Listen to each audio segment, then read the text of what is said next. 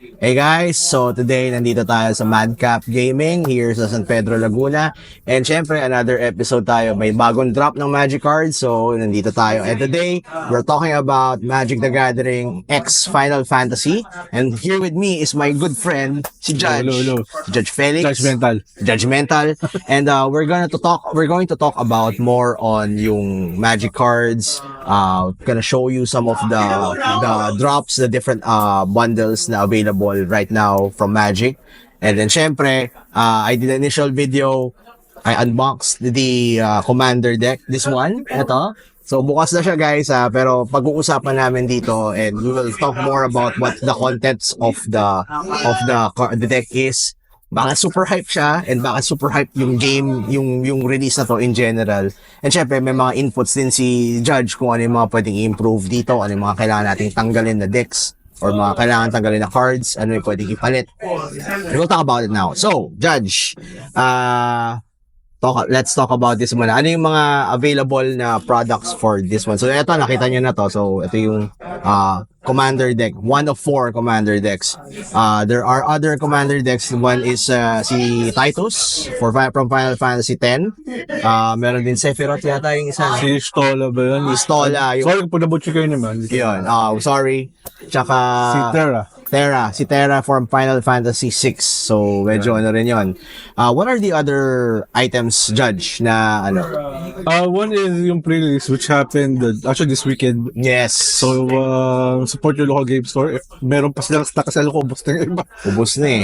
Pero yun, pre-release kit. This is an introduction kung hindi nyo pa alam kung ano yung pre-release.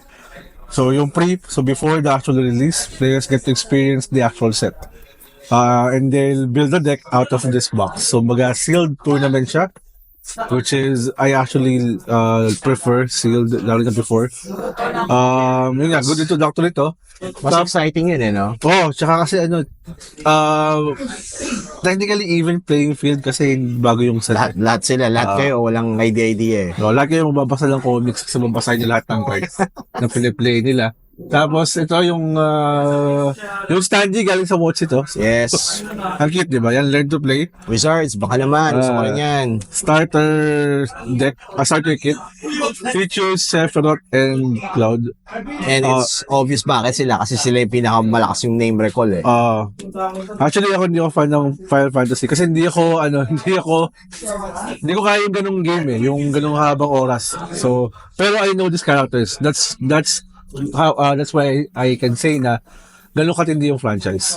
Malakas talaga. Kasi for those people na hindi nga in the know some of the characters. Tulad, nasa nasa Smash Bros. Di ba? Oo. So, tipong ganun. Tapos nasa Kingdom Hearts si Cloud. Di ba? Mga ganun. Yung Kingdom Hearts laro ko kasi ang cute eh. Pero, yun, ano ba? Ito. Ito yung Play Booster. So, yan. I believe ito si Terra eh. Yan si Terra. Ito si Stola. Hindi ko kilala itong isa. Si Stola yata, Final Fantasy. Ito yung bago daw to eh. Bago yan. So, not so. Parang MMO something daw siya. Oo. Sabi ng mga kilala ko na may alam. Sorry. Pero hindi ko kilala. Pero yung Play Booster. Guardian of Light. Sa Final Fantasy 1 yan. Okay. So yun, yes, Cloud. Kilala ko sa Cloud. Ito yung Play Booster na tinatawag. By the way, yung Final Fantasy is part of the standard rotation, which is the first for Universes Beyond.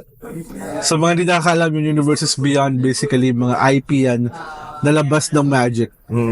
So yun. Ito yung first ever na part ng standard. Which means it's accepted to play on a regular tourney and a regular Kasi yung standard is technically 2 years set worth. Kasi yun yung pinaka main set before before Commander happened. Pero as a tournament format, yun talaga pinaka main. Ngayon medyo binubuhay siya ulit kasi nagkaroon ng mga ibang formats. Pero first ever, so interesting how this will shape the format kasi yung unang Universes Beyond that became part of an actual tournament format which is Lord of the Rings 2 years ago. Parang 2 years ago. Na medyo ginulo niya yung modern format, even Legacy and Vintage kasi nandun yung The One Ring or Fishbowl Master. So it's yet to be seen how will this set affect the actual format that it's part of. Tapos may collector booster box na medyo expensive. Super expensive. Kung gusto mo. And we tell how much? Can At we say how much? 40k for a box. For a box. Hindi, magkano yung isang pack? Sabi niya, about 35 to 4k daw. So, yun. This is what it looks like. We'll get a taste of it. Mahal siya because again, maganda yung set. Tsaka, marami siyang fan base eh. So, marami din siyang gacha cards na tinatawag. Oo. So yung mga, kumbaga yung, if you followed yung content namin for Magic for a while, alam niyo na yung art cards yung kino-collect ako. So, ito yung mga ganun. Tsaka may mga foil and may mga rare versions. Meron siyang Surge Foil na tinatawag. Ano yun? Ano nga yung Surge Foil? Iba rin yung... Actually, kung doon nagkakaroon, nag-start siya sa Warhammer 40k. So, kung mali ako, pero yung okay lang naman. Pero, mas fancier siya dun sa regular foil version. Tapos sabi mo pull tayo na cards na nakalagay yung part ng game kung saan siya na-release, kung 10 ba or sa likod niya yung tapos merong traveling chocobo, kung tama na pronunciation ko. Ano yun? Anong nun? Ganun din, rare din siya. Meron siyang neon special rare na yun yung mahal, tapos may serialized version pa nun. So, yung gacha moment ng The One Ring, medyo nandun siya. Yun, sobra. Tsaka, kasi before pa naman din, yung collector booster yung mas mahal na pack. Kasi, it's aimed for yun the collectors. Yung mga foils and talaga yung mga special rarities treatment talaga, cards. So, yun. Yun yung meron tayo for the set. Okay. So, buksan natin to. So, again, nabuksan ko na to in a previous video. So, ulitin ko na lang. So, buksan na natin to. And ang kailangan na natin dito right now is yung card. Ito sa likod. Ito yung deck box niya. Mahiwagan deck box. Ito yung deck box. Ayan. So, ito bubuksan na natin. Alam ko maraming mga umiiyak na maghahanap ng ganito dahil mahal. Kuya Mark, magkano to? 8 to 9K. So, ito ay 9K, guys. So, bubuksan natin. Do the honors, Judge. Kaya kahit anong sabihin lang hindi premium set, hindi ako maniniwala. Mahal eh. So, ano yun? Si Cloud is a Naya commander to generic red, green, white. Yung Naya na phrase o yung term that originated from Alara. Pero kasi sa Magic players, nandun lagi yung kung anong tinawag sa kanya before. Yun na yun. Stick na lang talaga. So yun, face commander is Cloud, ex-soldier. Hindi ko alam kung bakit yun yung pangalan niya, kung anong story behind that. Maybe Lapit natin yung camera. Ayan. So ito si Cloud. So yung design niya, he's a human soldier, mercenary yung creature type niya. Haste, so basically pwede siya kumata kagad when it comes to the battlefield. When it enters the battlefield, attach up to one target equipment. So basically, artifact is an equipment, may card type na equipment na pwede mo ikabit kagad sa kanya. Kasi usually, yung may equipment, may equipment cost kasi yun. So nalilibre kay Cloud. Pero kasi, I mean, in haste kasi, pag nag-haste ka, matik kailangan. Pwede mo na bumaba. Actions na. Pwede na matak. Tapos, when it attacks, draw a card for each equip attacking creatures you control. So, mas maganda na distribute yung equipment. Kasi hindi naman for each equipment attached sa kanya eh. So, each equip attacking creatures. Tapos, may limit ba na pwedeng ikabit kay Cloud? Wala. So, yun, pa isang maganda doon. Tapos, then if Cloud has 7 power or greater, ito yung sub-theme ng deck. Na it matters kung 7 pataas yung power niya. Create 2 treasure tokens. So, yun si Cloud. Yung equipment makes sense eh. Tulad niya ako, so sabi ko, hindi ako gano'n ka-familiar dun sa set. Pero I know, lagi siya may gamit, yung Buster Sword. Diba? So, yung ability niya connects with at being attached to an equipment. Sobrang galing yung design. Si Tifa, yung crush na marami kong classmate before. Siguro kasama sa Earl. Yes. Pero yun, meron siyang melee. Melee is returning mechanic. Then when it attacks, it gets a +1/+1 for each opponent you attack this combat. So commander format, meron ko 3 kalaban most of the time. So 3+3+3 na agad yun. Yun. So, pero kailangan kasi attack mo sila lahat eh. So, marami rin mga creatures. So, you'll be attacking. Sabay-sabay, oo. Tapos, nagmamana din sa kanya yung 7 or more. Sabi niya, when more and more creatures you control with power 7 or greater deal combat damage to a player on top. So, basically, mag-extra combat ka. Yun, malakas. Malakas talaga. Pero again, it's working specifically kung marami kang items na pwedeng equip eh, no? O, di, tsaka lang mapump mo sila or Yun namin, pump. yung tamang term na nga sa Magic's Modify. So, basically, may equip mo sila. Si Sid, ayan, Yan, Final Fantasy 7 ulit. meron siyang card na ang dami yung version doon sa set. Talaga? Which is cute. In-explain sa akin kahapon nung mga kasi may mga katambay yung kahapon, sabi nila, madami daw kasing game na nandun sa Sid. Iba-ibang Either Sid, playable, yes. sure, So, Ano siya, consistent siya for all Final Fantasy. Iba-ibang, there's always a guy named Sid. yun. So, kasi tanong ko, ba't iba't ibang version siya? So, yun. Tsaka wala yung ibang card yun, pero may card na Sid nga, yung pinag-usapan natin, na meron siyang, wala siyang limit sa set, sa deck. Pero hindi ito yun, just to clarify. Ay, ito, sorry, Clarida. Ito yung importante sa mga equipment-based deck, yung ginagawa ni Sid na it costs less to cast. So, basically, naging mana efficient ka. Okay. Which is what you want to happen for an equipment deck like Cloud. Hindi ka mag-run out ng mana or may spare ka anytime. And you have Cloud's Limit Break. Yung Limit Break, familiar ko sa term na yun. Yes. That's the super attack, guys. Yeah, tapos ito, tiered spell siya. So basically, meron siyang modal spell siya na pwede kang magdagdag ng cost doon sa bawat. Siyempre, babayaran mo lang. Pero maliit lang, no? No, minimal lang yung incremental lang babayaran mo naman. eh. Pero ang galing kasi pag yung mga gandong spell, yung mga modal na ganito, lumalabas for me 3 cards eh. Parang ganon. Parang ganun. So there. Yan. Ano kasi ito gusto ko to kasi binubuo kong deck. Pero hindi siya Final Fantasy. Deck itself. Si Elena. Gusto ko to. It checks yung mga historic spell. Yung historic nakalagay naman dito. Yung artifacts, legendaries, and saga. Which matters. Sa card na to. Si Elena is one of the bad guys or semi-bad guys. Talaga? Pero cute na dito. Siyempre. Marami rin nag-cosplay niyan. Ito yung one of the cards to be cut sa deck. Ano yan? Ito. Si Heidegger, one of the assholes. Sorry for that. Kumakain si Zangief, no?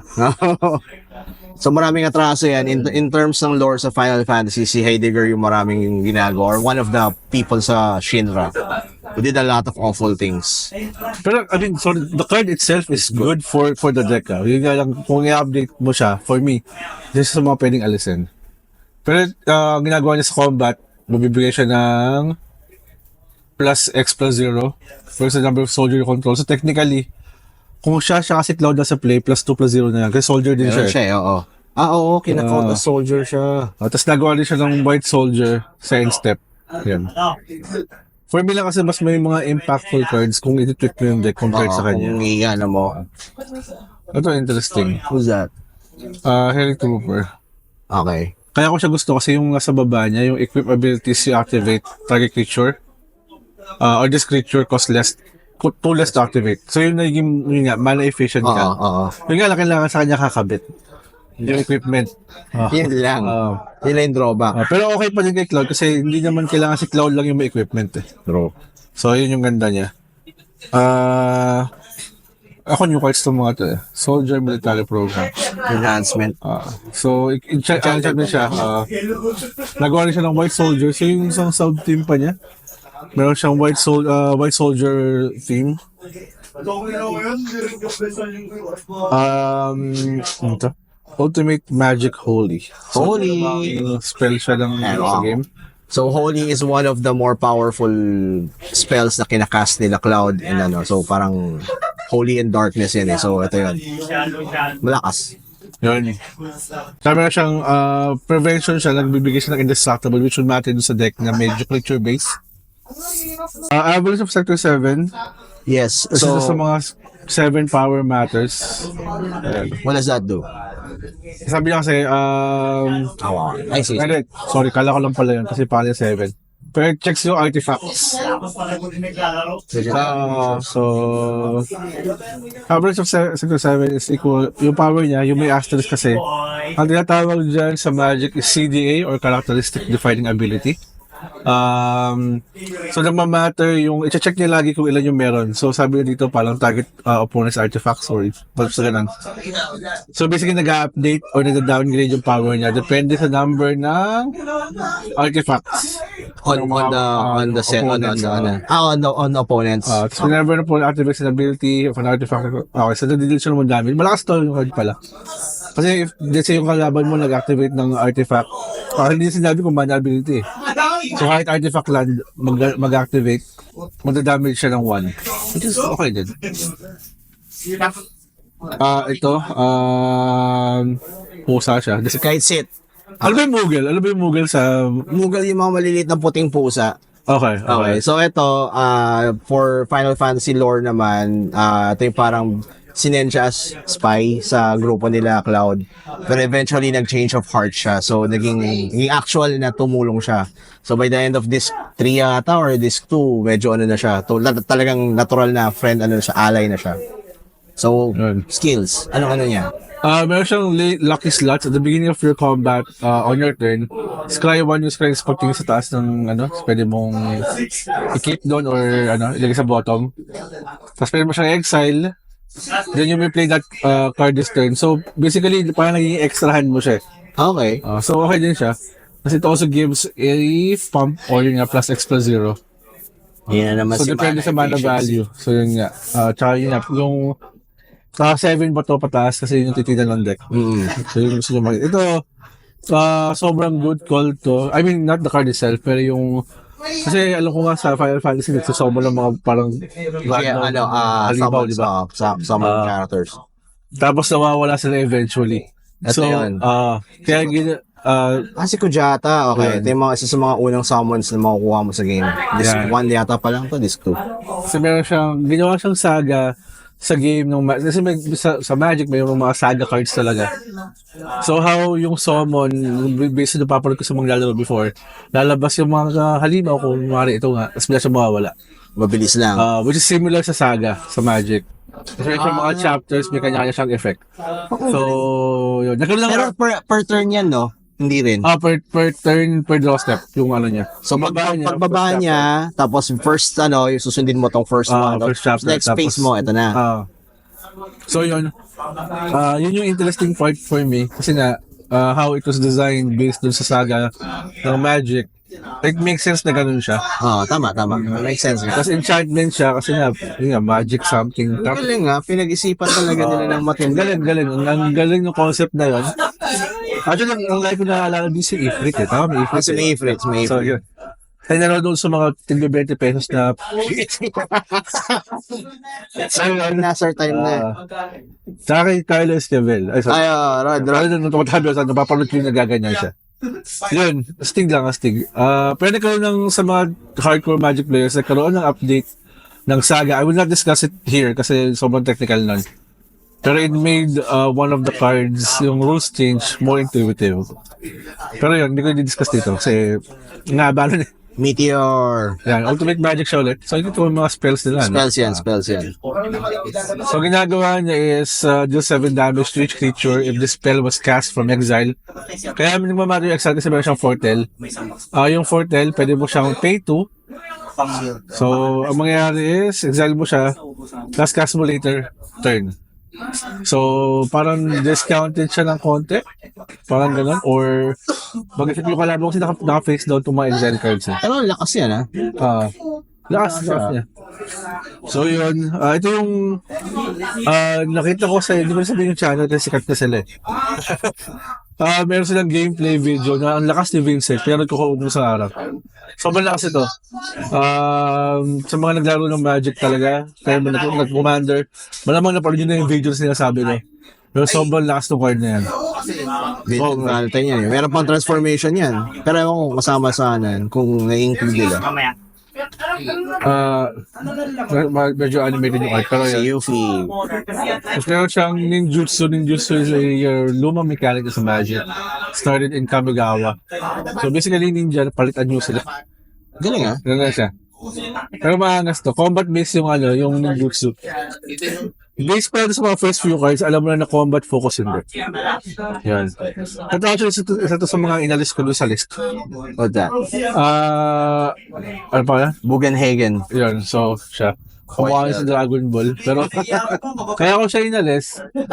Kasi, although ramp siya, tapos pwede ka mag-draw a card sa kanya kung meron ka 7 or greater. For me, may ibang cards na mas maganda doon sa mana value niya for this deck.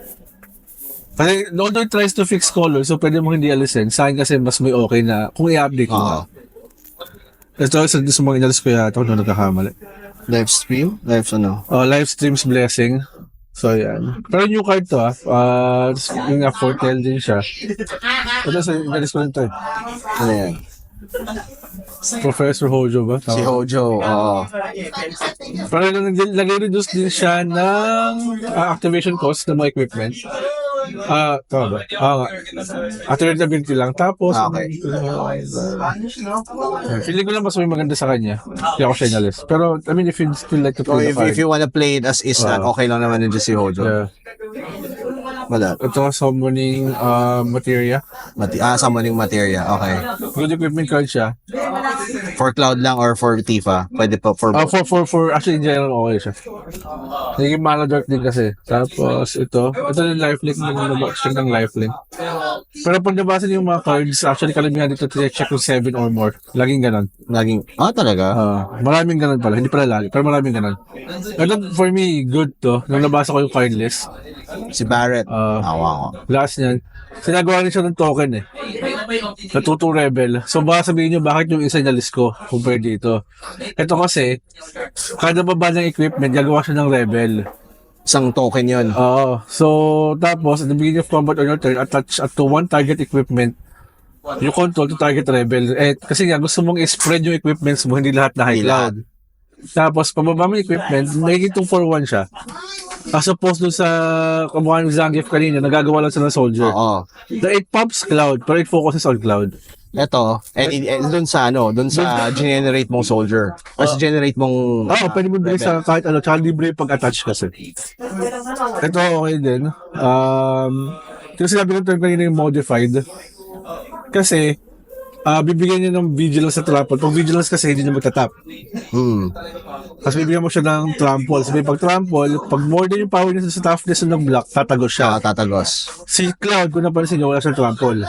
Tapos gusto niyang lumaki. Si Tifa, ganun din. So, kailangan, yung mga naka-equip na creatures, kailangan makatagos sila dun sa combat. Kasi it will not make sense na, laki mo, tapos bigla ka ng 1-1, o di, wala na. Diba?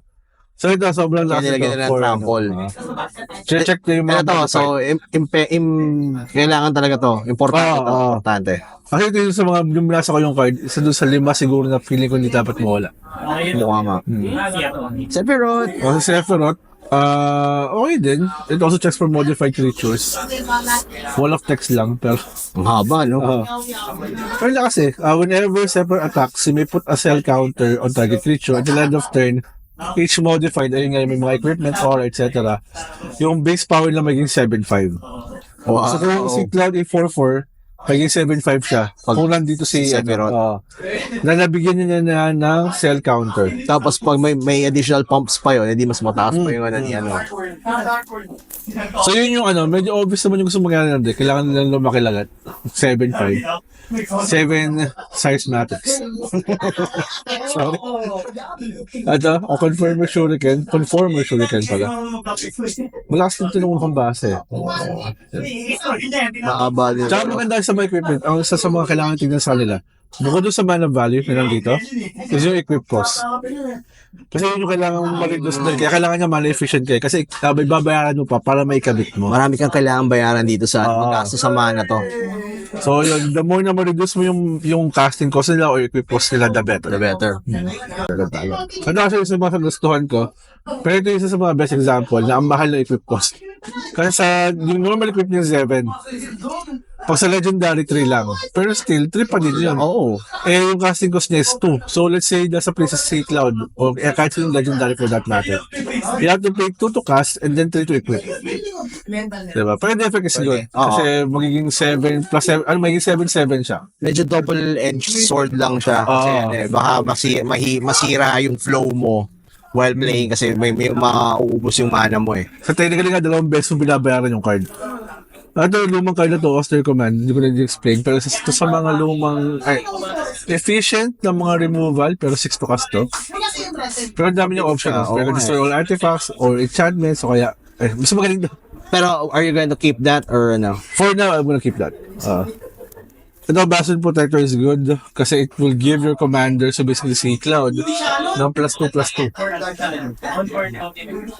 Yan.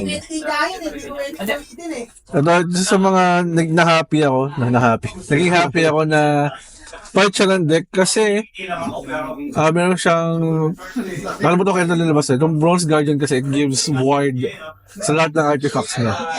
Okay. Yung ward kasi they have to pay 2 kung ginagit nila yung artifact mo. So let's say din-enchant yung artifact mo, yung equipment mo. Kunwari may Blaster Resort ka doon sa deck. They have to pay 2 muna on top ng casting cost nun. Para hindi maka-counter yung ano nila. Ito. So, kumbaga, Protector. Protector talaga siya. Force niya na magkaroon ng additional na babayaran. On top of that, double strike pa siya. Tapos, lumalaki pa siya. Depende sa number of artifacts mo. So, ang galing. Yan. Hindi siya mahal pero sobrang ganda ng card. So, ang strategy na pwede dyan is iwan mo muna siya dyan sa hand mo tapos magbagsak ka muna na magbagsak ng artifact. Itong Ever Concealment, okay ito. Ito also protects your cards. So, nag-face out sila. Tapos, Convoke, you can tap your cards or your creatures pala, sorry, to help pay for the cost. Wait na, pakita yung art. Kung fans kayo nung remake, ayan. So, ito yung art. So, yeah. Familiar kayo dyan and maraming fans dyan. If you know, you know. Yes. I obviously don't. He knows. He just doesn't want to say. Ano yan? Talaga ba? Pero, Madaming memes yan. First pala din, this is a reprint and buti na lang nasa deck to. Ang isang drawback kasi ng deck na tulad nito is wala siya masyadong draw. So yung ginagawa ni First Paladin whenever an equipment yung control enters, you may draw a card. So yun. Tapos meron siyang Metalcraft. Yung Metalcraft was a mechanic introduced ng Shards of Mirrodin way back. Tagal na nun. Pero ang ginagawa niya is equipment you control have 0 to equip as long as you control 3 or more artifacts. Kasi sabi ko kanina, kailangan mo maging mana efficient. Okay. Kaya sobrang good inclusion to. Tsaka artifact heavy talaga tong deck na to. Ito hindi ko sure kung lumang card ba to o hindi. Hindi ko na check, sorry. Pero I think this is good. Kasi ang mangyayari sa turn ka ng creature tsaka ng equipment. So kailangan mo from yard to to the battlefield. So bawal namatay, nasira yung pinakamaganda mong artifact o equipment.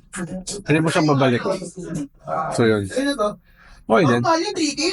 So I like this card. Maraming hindi may gusto dito pero sa tingin ko kasi okay siya. Kasi although 8 to ka siya, this would cost 1 less for each creature sa battlefield. So, sa buong battlefield pala. Okay. Tapos destroy all creatures. So, meron siyang maging 2 to ka sa lot of god. Yan. Kasarat of God. Yun siya.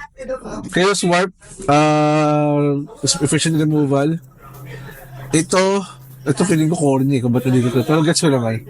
Kasi yung last portion na, the beginning of your upkeep, if you control 20 or more artifacts, you win the game. So, kasi yung main focus ka. Tapos, yung pinakauna niya ability kasi, ay yung second ability niya, Flying Trample siya. Nakalimutan ko ito na release, pero may back na rin ito. When this creature deals combat damage to a player, gain control of all of their artifacts. Tsaka flying siya. Wala naman hindi naman maraming hindi mo masabi, baka yung kalaban mo walang flying. Kahit unblockable kasi siya kahit gumagustuhan ng isa, makuha niya yung let's say 5 artifacts ko sa kabila. Diba? Oo. Provided na hindi to treasure na pwede niyang i-sacrifice out of nowhere. Eventually, magagawa mo yung win the game. Eventually. Professional Face Breaker. Reprint to. This is a good card. Yung mga reprint, hindi ko masyadong reprint to. Huwag na yung mga Ito, sa mga commonly misplayed card, kailangan may legal targets ka sa lahat Kaya nga feeling ko nilagay yung parenthesis na yun may ganun. Kasi dati wala Mas lagi siya nakakast ng mali. Pero yun, okay naman to. Kailangan lang may legal targets ka for each of the conditions. Decimate. So yun. Pero efficient yan. Okay. Armory. Okay, so yun. When this creature attacks or enters battlefield, He may attach more of the equipments. So if you notice nga guys, yun nga, gusto niyang ilipat, i-distribute yung mga ano. At kung may ililibre Libre niya. Champion's Helm. Okay din to kasi bibigyan niya ng hexproof. Yung hexproof is hindi siya pwedeng matarget ng kalaban. Yan. For how many turns? Until, For as long as it's equipped. okay. Pwede pa rin lagay kay Cloud yan. Kasi gusto mo protektahan sa cloud hanggat maaari. Ano to? Conqueror's Flail, bibigyan niya ng parang protection po eh. Bibigyan niya ng +1/+1 pala. For each color among permanents to control. So since si Cloud, naya siya, so red, green, white, bibigyan niya na kagad ng +3/+3 si Cloud. Pagbaba pa lang. Kaya kailangan may equip niya, pero yun nga. Pogi, di ba? Si Reno pa yan. Pati yan napakita ko si Reno to. One of the Turks again. Kasi gawa mo lang, kasi meron siyang, hindi ko pa rin nabasa. Relevant yung last ability niya, second ability niya, na as long equip siya, hindi makapag-cast ng spells yung kalaban mo during your turn. So, hindi siya basta-basta Super protective talaga sila kaya ano. Si Cloud. Ito rin, indestructible siya, Dark Steel Plate. Kasi equipan niya, indestructible din. So, good luck, masira mo yan. Pwede mo siya i-exile, yun lang. I think we can skip. Ito, pwede mo siya alsen, pero okay lang. Ito, good card, Sword of the Anubis. This will ramp you. One thing I'll say about the lands, huwag niyo siyang baguhin. Bakit?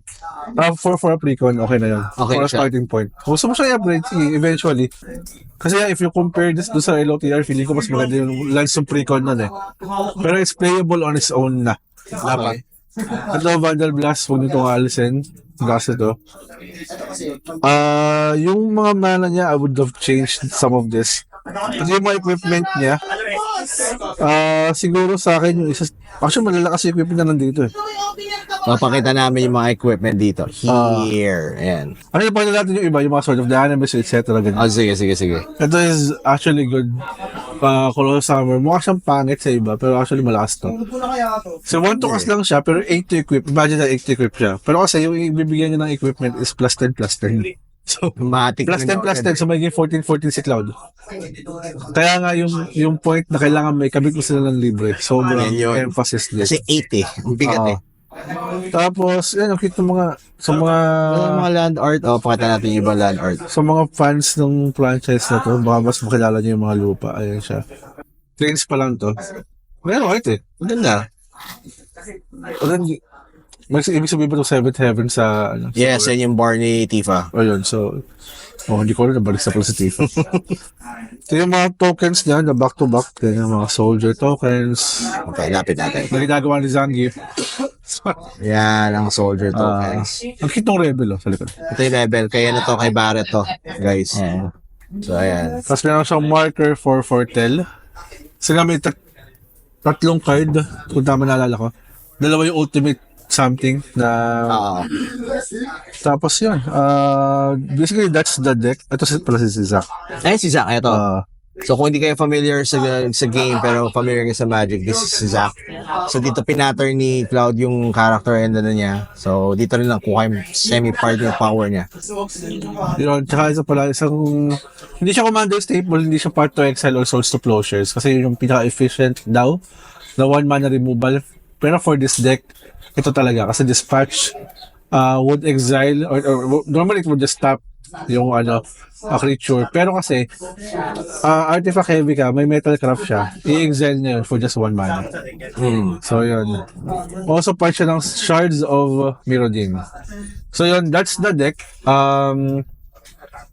Quickly lang, sabihin ko yung mga cards na inalist ko. Yung or aalisin ko pala. Hindi ko siya. Yes. Wait lang ha. Yan. Natin. Ayan.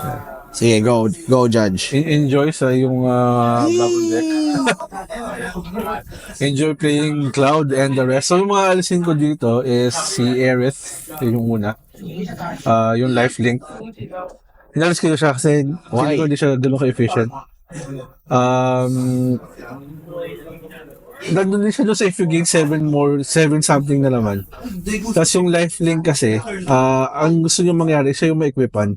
Wala naman gano'ng lifelink doon sa deck. Actually, So, Although meron siyang Behemoth Sledge na inalis ko rin. Yung Lifestream's Blessing niya, feeling ko yung 6 to cast kasi. Although it draws you X number of cards, feeling ko hindi siya naman ka mana efficient. Oo nga. Medyo. Yung Behemoth Sledge, yun nga lifelink. Ang difference dito, although okay siya as an equipment, ang ginamit siya sa standard even before, ang casting cost niya kasi is 1 green and a white, which is opposed do sa ibang, sa majority ng equipment mo doon sa isang naiwan, lahat yung colorless. Okay. Makes sense. Tapos yung Inspiring Statuary, it tries to improvise nga, kung basically, non-artifact spells you have, may cast, help cast yung mga artifact mo. Ang mangyayari kasi doon, magtatap ka. I mean, yung artifacts mo, kumbaga, pambabayad mo na ibang spell. Na I don't think it's Hindi necessary. naman oo. Mas kailangan na naka-retain yung artifacts mo doon sa ready to be equipped para sa ibang Tsaka mas for me, mas okay na mag-focus sa pagre-reduce ng cost. Which also explains why inalis ko si Professor Hojo tsaka si Master Buten. Kumang Master Buten siya. Oo nga. So yun. So yung una kong dinagdag is Swiftfoot Boots. Hindi ko kasi alam ba't wala sa deck. But this would protect Cloud. Tuto ka sa equipment, want to equip, tapos bibigyan ng hexproof. Although may haste si Cloud kasi, siguro yun yung reason. Pero you want to protect him as much as possible. So parang in every, kung may opening ka na hindi ka madidrain sa mana mo, na may enchantment ka or may spell ka na pwede mo ipang-enhance kay Cloud, gamitin mo na. Ay, by the way, yung upgrade dito, nasa ano lang siya, nasa $50 less. Kasi usually naman yung advice din ng ibang mga website, ibang channels. Which is tama naman kasi nga, nung gumastos ka na doon sa deck, gusto mo lang siya maging efficient. Although yun nga, the decks now are playable out of the box. Ang isa pang dinagdag ko dito is yung face commander ng Kamigawa ni yung Dynasty na si Chishiro. Kasi it matters naman yung mga modified cards. Since i-equipan mo sila, technically lahat sila is modified. So, ang isa pang dinagdag ko dito is si Sram, Lord Artificer. Ay, From what expansion? Sram is from Kaladesh. Siya naman is whenever you cast an equipment and other stuff, draw a card. Kasi nga, kulang sa draw a card yung tutukas lang siya. Kaya for me, mas okay siya kay Master Booten. Ilan ang kailangan mo ilagay ng dalawa? Isa lang. Saan? Doon kay doon sa kay Artificer. Si Sram kasi talagang magti-trigger siya basta mag-cast ka ng aura or equipment. So, hindi siya kailangan bumaba yung equipment. So, okay. The card replaces itself. Yung pinakamahal na addition dito is yung Sigarda's Aid. Nasa $11 yata ito. So, pwede mo i-cast kasi equipment mo and auras as though they had flash. Pag sinabing ganun, pwede mo i-cast sila as if meron silang card na kalaban, basically.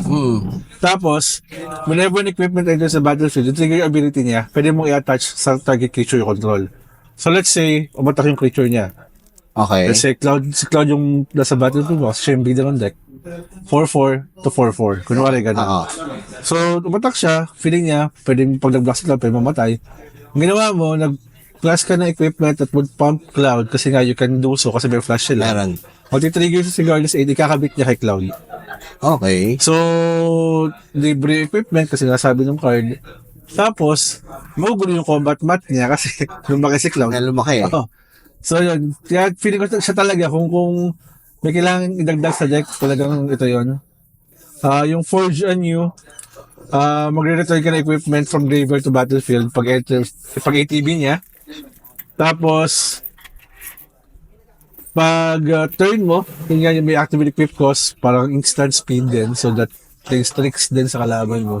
Kaya may pay 0 rather than equip yung first na equip mo during that turn. So again, mana efficiency. Ulit ko sinasabi yun. May sobrang halaga nun sa ganitong deck. Next na idadagdag ko si Codsworth, handy helper from Fallout.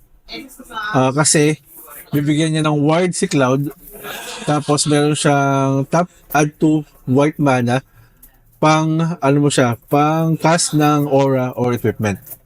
So, okay siya doon. Tapos, may isa pa siyang ability na pwede kang mag-attach ng target aura or equipment sa iba. So kung nakakabit siya kay Cloud, o kung kanino man, pwede mo ilipat. So, 15 nga lang, pero okay. still good. Okay yan. Kailangan mo nga yan. So nga, gusto mong i-spread out. Ang isa pang inadagdag ko dito is si Browinor Battlehammer from Adventures of Forgotten something sa D&D.